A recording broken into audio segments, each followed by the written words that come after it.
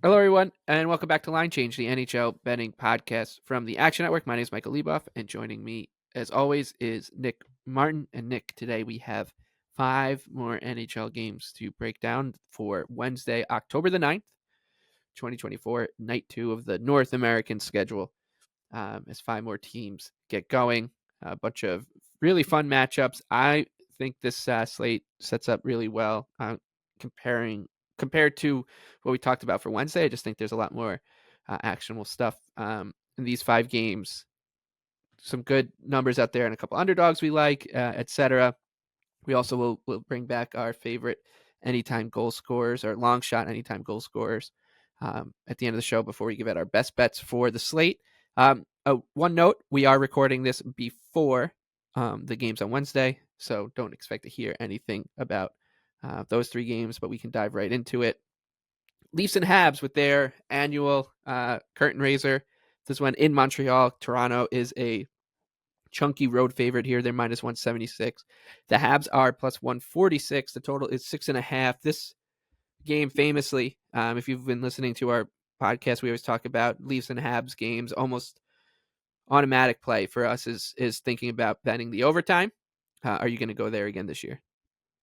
Yeah, in terms of sides, that would be my first play, or maybe even Montreal. I feel like Montreal consistently just this is their Super Bowl, and they're always up for it, and it always feels like it's a little more competitive than the numbers in my head. So I think on opening night, my main thought would be I'm not laying the juice. And in terms of sides, I like your look on the overtime call here. Yeah, I agree with you. I think that it's at this point we've just seen enough of these 2 versions of these teams where Montreal will just play up to Toronto, especially in the opening night. This thing will likely be very entertaining with goals going back and forth if history's any indicator of what to expect. So I'm going to be betting the overtime here to get started on the slate. I think there's a couple of props that we can also look to besides that. The overtime, by the way, is sitting at plus 380 right now, so a good number on that as well. What players are you targeting for any shot props, goal scorers, etc.? I'm going to be targeting Slavkovsky. He was good to us at the end of last season, and he's out there at plus 170 to hit 3 shots in this game. He was shooting a little more at the end of last season. Still going to skate top line and top power play. Hoping that Mike Matheson will be a little less selfish on the puck this year. I'll definitely be watching if we ever get Lane Hudson on the top power play unit. I think Slavkovsky's shots, you're really going to want to be trying to target that.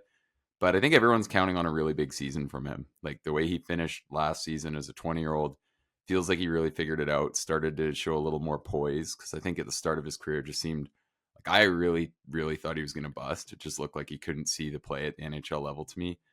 And it seemed like he really figured it out at the end of last year. And he has such a good skill set aside from that. So I like him. I think plus 170 is a pretty good number to try to target 3 shots from a guy on a top line that should be pretty good. And I like him to get a point too at minus 120. I would stop right at minus 120. I'm a little higher on the shot one if you can get that number, just given I just feel like that's even more off of what I would expect this to be set at. So I like that one. And then I didn't really have too much on the Toronto side. I do really think that Matthews and Marner are going to have big seasons this year, but I don't know if I really wanted to. I didn't really think any of the numbers looked off, even with that in mind.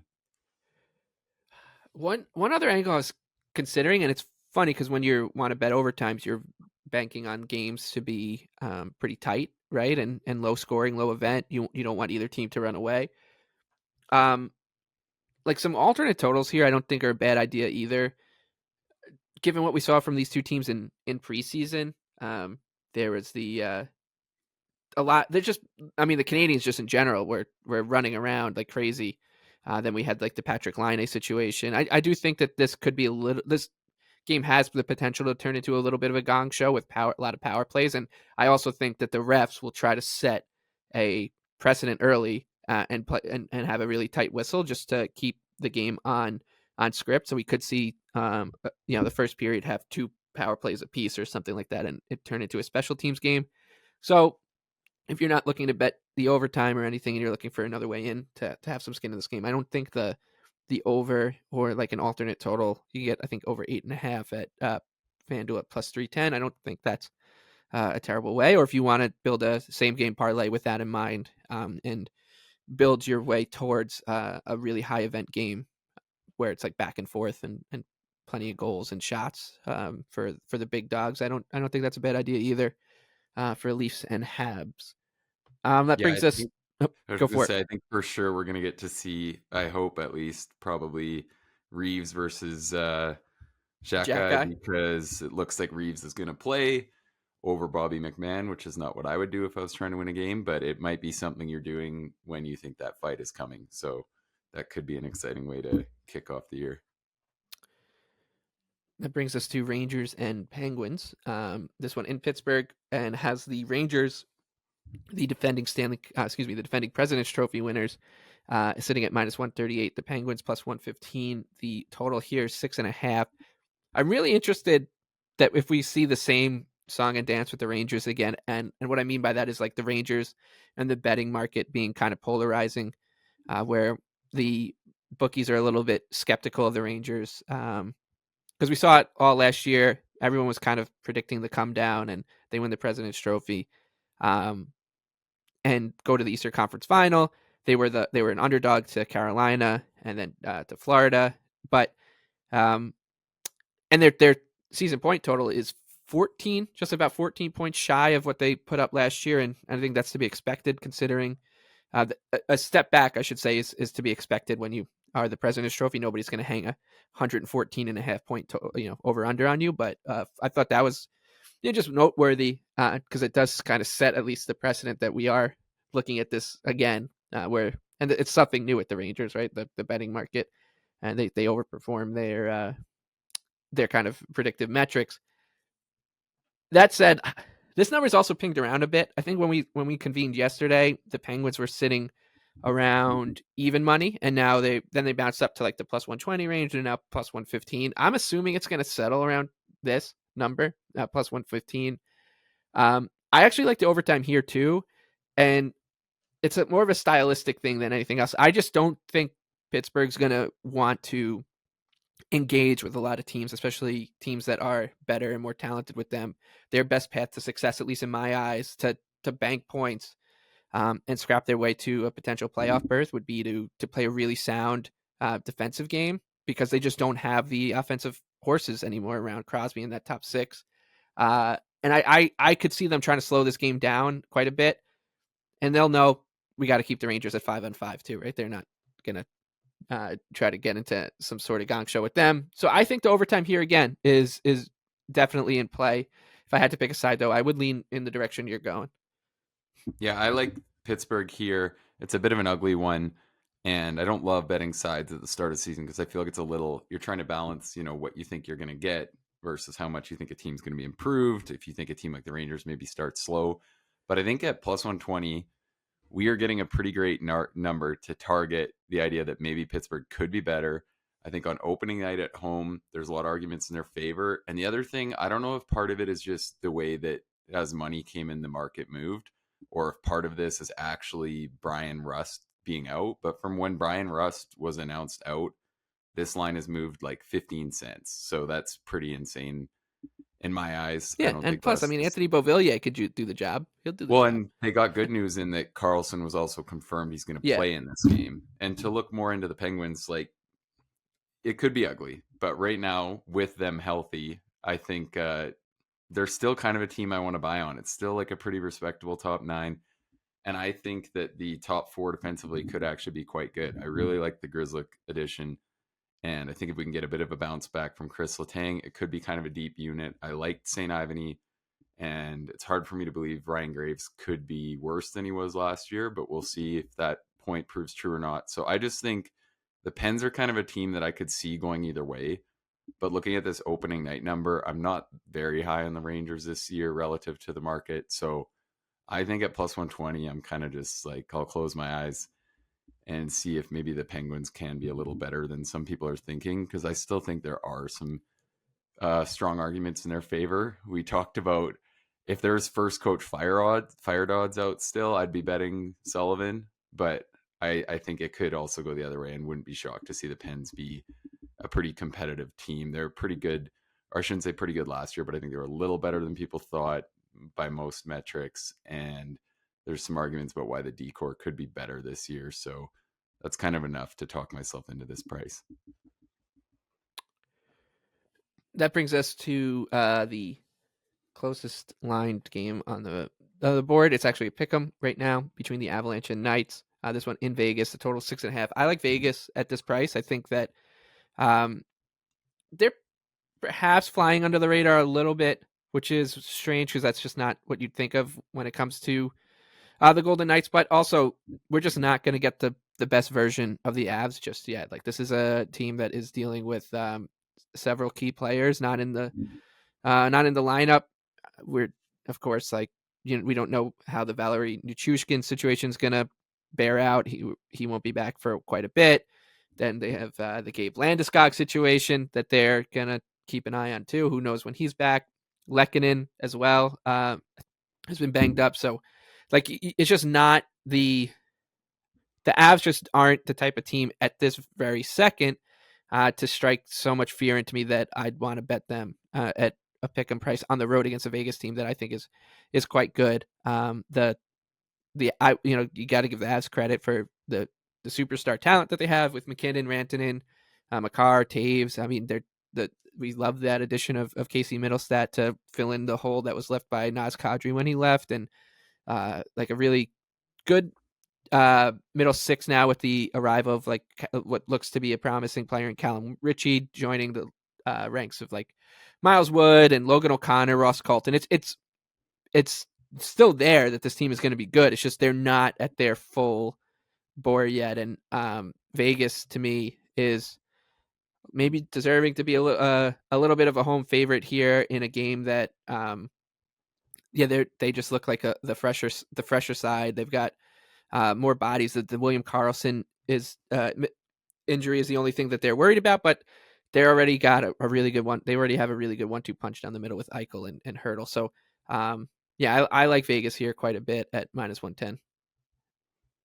Okay. Yeah, I'm kind of leaning with Vegas, but I didn't really have thoughts. I have a long shot goal scorer I like from this game that we'll get into when we do that section. But other than that, I'm kind of with you a little bit. I think people are a little sleeping on Vegas this year. I actually wouldn't be surprised if they came out and stole the division.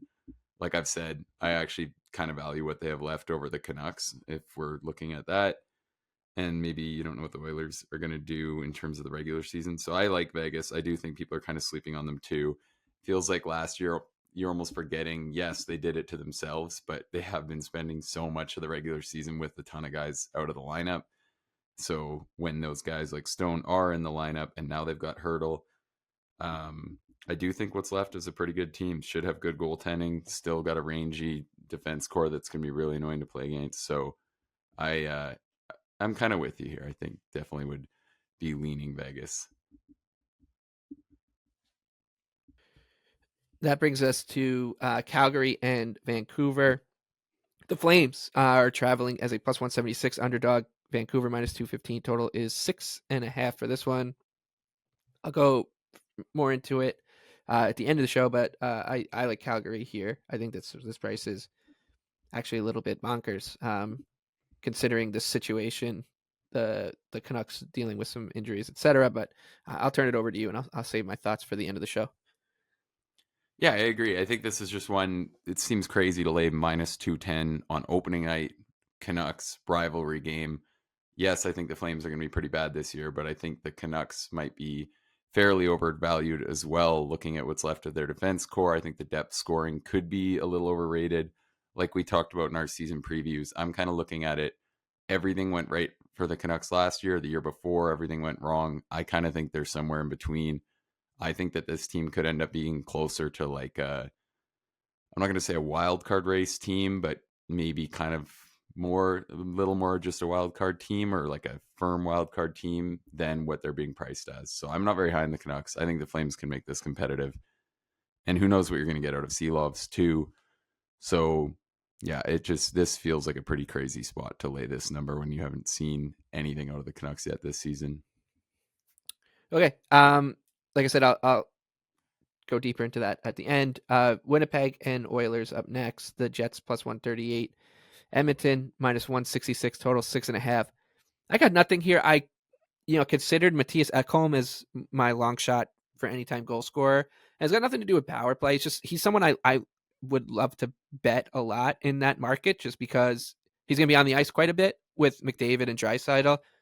The only thing is we just might not see that game 1 through 35, but as we get down the stretch and stuff, when they really start to lean on their horses and into the playoffs, that's when it becomes a little bit more enticing. But that was one angle I considered here. I also don't mind the new guys in Edmonton in that market too. Them being Jeff Skinner and Victor Arvidsson.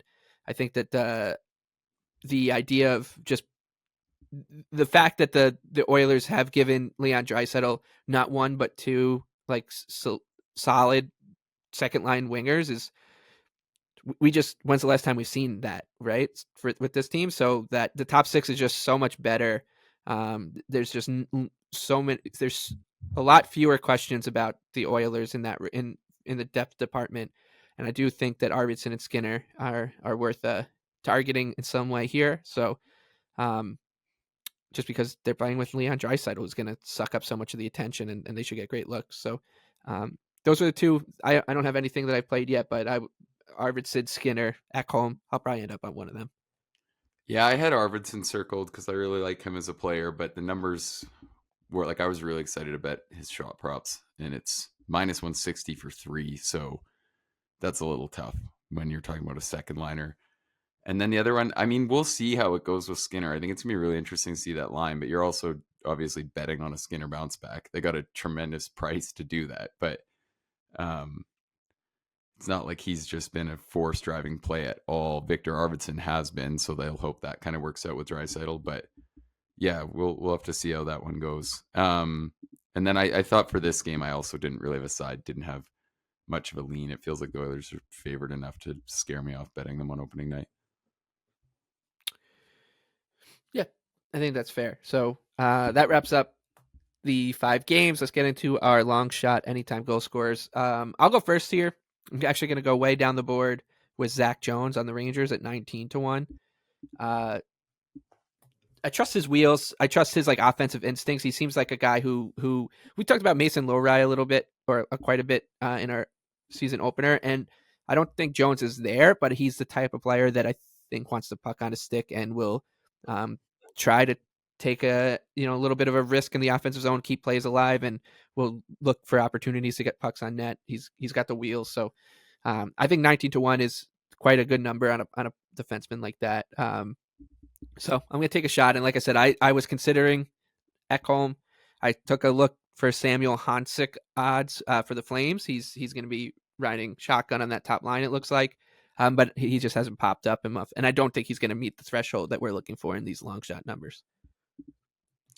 I think he might. Yeah, and he had an unreal preseason. He looked really good every night and really just earned his way onto the team. So I like that call, and I think that'd be one to watch as more lines populate. And then the one that I like, you kind of threw out there in the Colorado preview, but I like Cal Ritchie to score. I think everyone saw that goal. He scored in the preseason, was pretty sick. Every kid I coached was trying that for the next 2 weeks after they saw that. And I just think he's in a pretty good spot.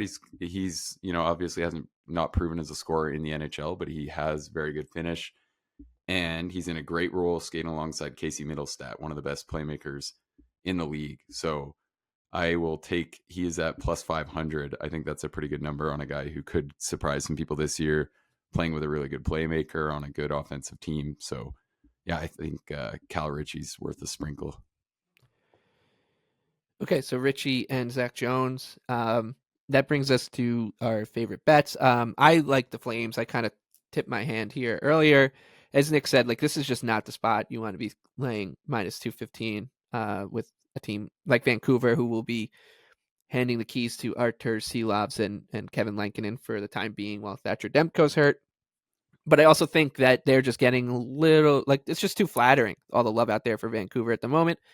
And while we both expect Calgary to really struggle this season, the roster this isn't like the typical tear it down rebuild team, right? This isn't the Sharks from last year or the Blackhawks or Red Wings, et cetera, from years of yore. This is a team that still has some really competent above average NHL players, and maybe one spot on the roster like too far, but guys like Kadri and Uyghur, et cetera, like those guys can do a job. So they're still dangerous without much of a goaltending edge. And it being night one, I think Calgary is a really good bet here. And I would play them even down to like plus 167, I would say, for Calgary. But they're hanging out there at much higher numbers than that right now. So Calgary plus 176, that's my favorite bet for night 2 of the North American season. What about you?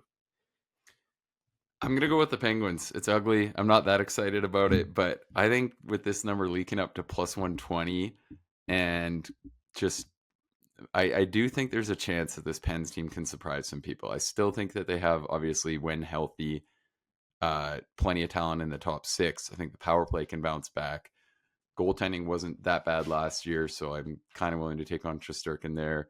And then, yeah, like I said, I think Matt Grzelcyk can really help stabilize the defensive play of the top pairing. So I wouldn't be surprised if in 1 month the Pens are being looked at as like one of the biggest disappointments and they're kind of a joke. I could really see them going either way. But opening night versus a Rangers team that I think is a little overvalued, I'm happy to take the plus 120. All right, so a couple dogs to end the show as our favorite bets.